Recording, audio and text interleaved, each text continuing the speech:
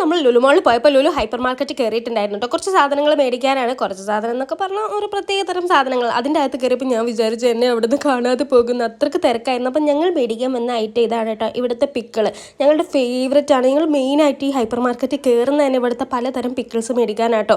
മേടിച്ച് ഇങ്ങനെ കൂട്ടുന്നുണ്ട്. ആൻഡ് മധുരം ഒട്ടും ഇഷ്ടമില്ലാത്ത അതിനാണ്. അവിടെ എത്തിയ ജാമ് വേണം. മധുരം ഭയങ്കര ഇഷ്ടമുള്ള എനിക്കാണെങ്കിൽ ആ ജാമ് കണ്ണിന് നേരെ കണ്ടുകൂടാ.